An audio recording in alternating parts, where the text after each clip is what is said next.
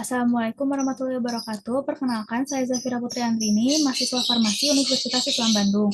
Pada kesempatan kali ini, saya akan mempresentasikan hasil penelitian saya yang berjudul Uji Aktivitas Sitotoksik Ekstrak dan Fraksi Daun Kale Keriting Brassica oleracea Farsabelli KL dengan metode Brainstream Methylate Test atau BSLT. Latar belakang penelitiannya diawali dari sitotoksik yang merupakan suatu senyawa atau zat yang dapat merusak sel normal atau sel kanker. Kanker ini ditandai dari adanya pertumbuhan dan diferensiasi sel abnormal yang tak terkendali, bersifat metastasis atau menyebar ke jaringan tubuh secara cepat. Etiologinya disebabkan oleh karsinogen, radiasi, gangguan imunitas, dan kerusakan jaringan. Adapun pengobatan anti kanker dapat dilakukan secara konvensional dan alternatif. Untuk pengobatan konvensionalnya dapat dilakukan dengan pembedahan, penyinaran, dan kemoterapi. Pengobatan alternatifnya dapat menggunakan tanaman yang memiliki khasiat dan berpotensi sebagai pilihan pengobatan suatu penyakit dengan mengetahui kandungan senyawanya. Pada anti kanker ini, pengobatan alternatif menggunakan tanaman biasanya dilakukan sebagai terapi penunjang. Sehingga dari latar belakang tersebut, rumusan masalahnya bagaimana aktivitas sitotoksik dari ekstrak etanol dan fraksi daun kale keriting yang dilihat dari nilai ACT50 yang didapatkan dari pengujian Brainstream Methylate Test terhadap larva udang Artemia franciscana Kellogg. Tujuannya untuk mengetahui aktivitas sitotoksik dari ekstrak etanol dan fraksi daun kale keriting yang didapatkan dari nilai ACT50. Manfaatnya, penelitian ini diharapkan dapat bermanfaat sebagai langkah awal untuk mencari kandidat obat baru dalam pengembangan pengobatan anti kanker dengan menggunakan daun kale keriting. Kemudian alur metodologi penelitiannya diawali dari penyiapan bahan, kemudian dilakukan pembuatan simplisia. Simplisia dilakukan ekstraksi, hasilnya dilakukan fraksinasi. Kemudian parameter standar dilakukan terhadap simplisia. Lalu dilakukan screening fitokimia terhadap simplisia, ekstrak, dan fraksi. Kemudian penyiapan hewan dan larutan uji, lalu uji sitotoksik BSLT dan analisis data. Hasil dan pembahasannya dari penyiapan bahan uji daun kale keriting didapatkan hasil determinasi yang dilakukan di Herbarium Bandung SITH ITB. Didapatkan hasilnya spesies Brassica oleracea Farsabelli KL dari famili Brassicaceae. Serbuk simplicia sejumlah 900 gram dilakukan ekstraksi dengan metode maserasi menggunakan parut etanol 70% sebanyak 1.500 ml dilakukan selama 3 kali 24 jam. Hasil rendemen ekstrak didapatkan 12,9205%. Kemudian dari ekstrak kental yang didapatkan dari metode maserasi dilakukan fraksinasi dengan metode ECC atau ekstraksi cair-cair menggunakan corong pisah. Kentalnya digunakan sebanyak 10 gram per 100 ml masing-masing pelarut. Enheksan ini sebagai pelarut non-polar, etil asetat sebagai pelarut semipolar, dan air sebagai pelarut polar.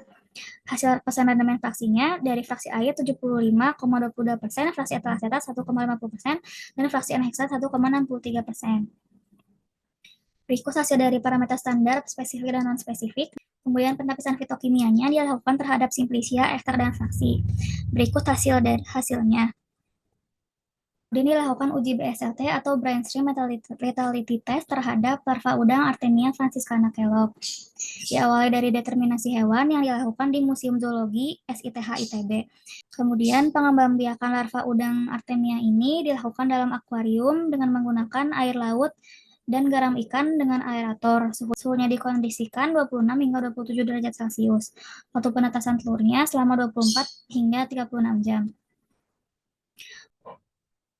Kemudian pengujian BSLT-nya diawali dengan pembuatan larutan induk 1000 ppm dalam 50 ml air laut yang dicampur dengan garam ikan. Larutan serinya digunakan konsentrasi 10, 50, 100, 250, 500, 750, dan 1000 ppm. Dan kontrol negatif DMSO 1 ml. Hewan ujinya larva udang Artemia sebanyak 10 ekor per vial. Pengamatannya dilihat dari jumlah larva matinya yang ditandai dari tidak adanya pergerakan setelah beberapa detik yang dihitung pada masing-masing vial. Kemudian analisis datanya diawali dari nilai mortalitas, yaitu angka kematian larva udang dengan rumus persen mortalitas angka kematian larva per jumlah larva uji dikali 100%. Nilai ACT50-nya didapatkan dari analisis probit, yaitu persamaan regresi linear dengan X-nya merupakan log konsentrasi dan Y-nya merupakan nilai probit dari persen mortalitas. Parameter hasilnya, sediaan uji dikatakan toksik jika nilai ACT50 kurang dari 1000 ppm, sangat toksik jika kurang dari 30 ppm, dan tidak toksik jika lebih dari 1000 ppm. Berikut hasil pengujian BSLT terhadap sampel uji ekstrak, fraksi air, fraksi etil asetat, dan fraksi enheksan. Dari konsentrasi ini ada konsentrasi 0 ppm. Konsentrasi 0 ppm ini merupakan konsentrasi yang mewakili kontrol negatif yang berisi DMSO. Hasilnya dari persen mortalitasnya dari keempat sampel pada konsentrasi 0 ppm yaitu 0%, sehingga dapat dipastikan bahwa larva udang ini benar-benar mati karena sampel ujinya dan bukan karena DMSO.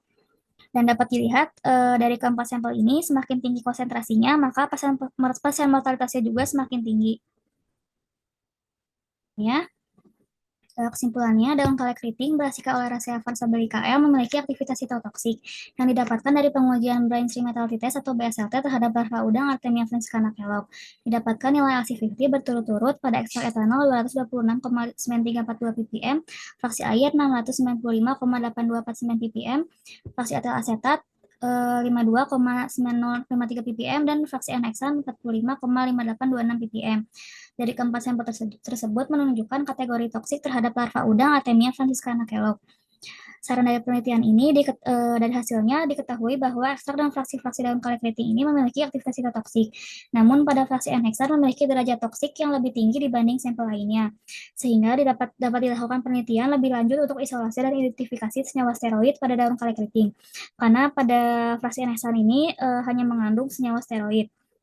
Selain itu, dapat juga pada keempat sampel ini diidentifikasi langsung terhadap sel kanker, karena terbukti memiliki aktivitas sitotoksik terhadap larva udang Artemia franciscana kellogg.